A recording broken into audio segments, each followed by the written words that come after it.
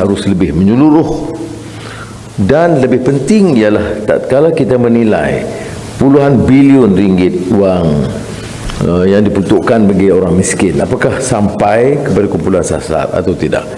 Kalau kita punya data ini, dia tentu akan membantu. Itu yang pertama. Yang kedua, kita bincang juga tentang pensasaran subsidi. Kita mula pada awal tahun lalu, tahun ini, tentang keputusan kita untuk menolak cadangan kerajaan terdahulu untuk menaikkan harga elektrik. Jadi kita kekalkan harga elektrik bagi M40 dan B40, dan bagi dikenakan hanya kenaikan bagi kilang-kilang besar, melainkan yang ada kaitan dengan pertanian atau SME. Tapi pada hari ini kita ambil juga keputusan untuk mengekalkan harga bagi semua rumah-rumah. Ini sebab sistem subsidi diesel ini harus diperbaiki. Tanggungan subsidi negara melonjak kepada 13 bilion ringgit bagi 2022. Penggunaan diesel melonjak, maknanya 37.7%, iaitu 61 bilion liter tahun 2019 pra-Covid kepada 80.4 bilion liter tahun 2022 pasca Covid. Sedangkan jumlah kenderaan berdaftar yang menggunakan diesel hanya meningkat 2.4% dari 2.08 juta tahun 2019 kepada 2.13 juta tahun 2022. Ini ingat ya. Maknanya peningkatan kenderaan yang menggunakan diesel 2.4%. Penggunaan diesel melonjak 37.7%. Jadi ada masalah tentang salah guna atau penyeludupan ketirisan. Ini yang disebutkan ketirisan 10 bilion ringgit yang kemudian dicabar oleh setengah ahli Parlimen Pembangkang kerana dia tidak baca nota dan tidak teliti angka-angka disediakan. Kemudian soal pula mengapa dikurangkan subsidi, ya. Dikurangkan subsidi itu pada syarikat besar yang mampu membayar. Baik.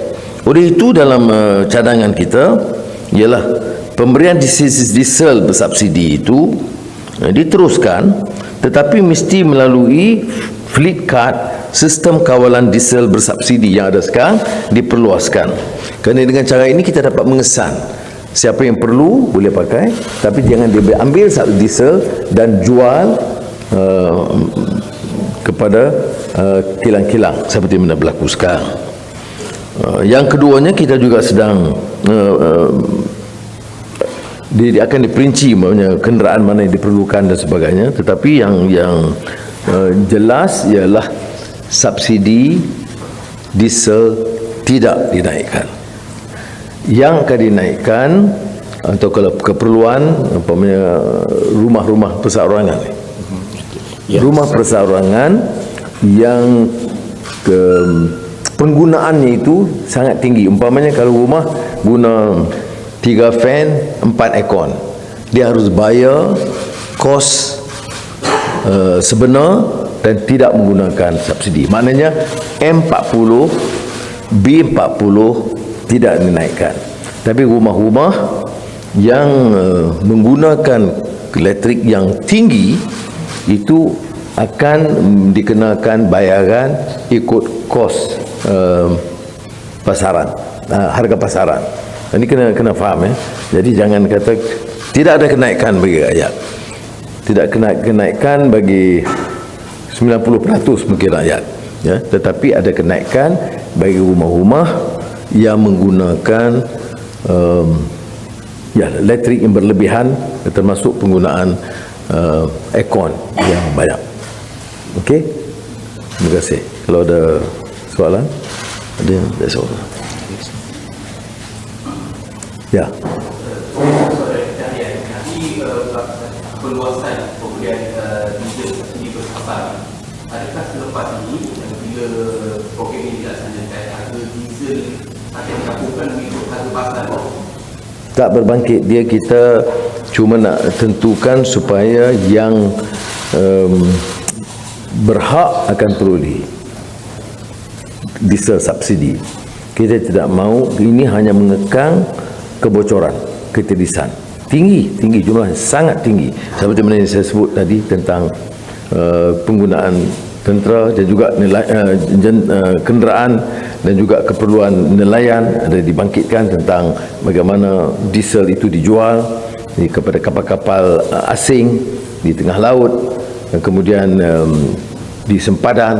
Jadi semua keadaan bayar atau rakyat bayar, wang cukai dibayar untuk bantu rakyat, tetapi digunakan oleh kartel-kartel ini seperti kartel minyak masak dan sebagainya, itu digunakan untuk menguntungkan segelintir kecil, termasuk melalui penjualan kepada kilang-kilang besar dan penyeludupan. Okey, terima kasih. Assalamualaikum. Do you know how many holders of the flip card? I don't Numbers because that's with KPDN. There's under ni. The KPDN. We don't know how.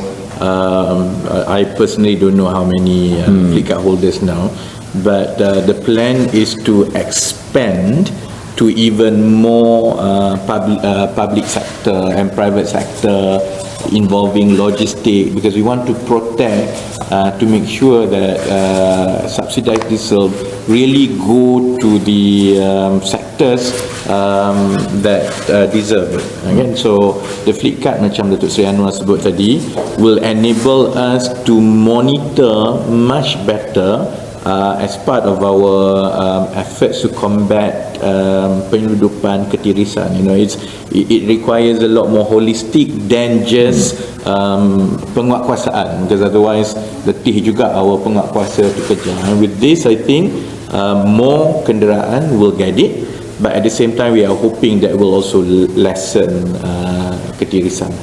Because in the agriculture sector, among the fishermen, they are using IC. Okay? So we are suggesting that it should be standardized. Use fleet card, which may be more systematic and it can be traced more easily. Alright? Domo arigato, terima kasih. Ada function KP sini. Ya. Ada raya, kalau nak ikut ada KDN raya puas raya disampaikan macam ni. Kalau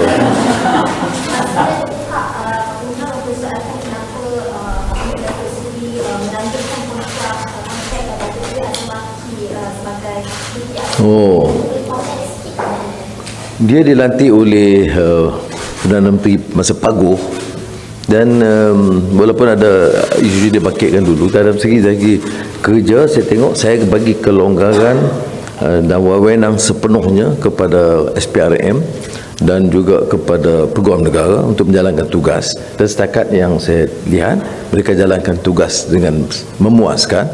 Dia berikan mengambil tindakan tanpa memilih puak atau parti. Belum pernah dalam sejarah umpamanya pejabat-pejabat menteri juga digeledah, dan dikenal pasti beberapa kompromi tentang tindakan pegawai-pegawai, dan terus tindakan diambil sementara siasat dijalankan. Jadi atas kapasiti itu kita teruskan khidmat beliau. Terima kasih.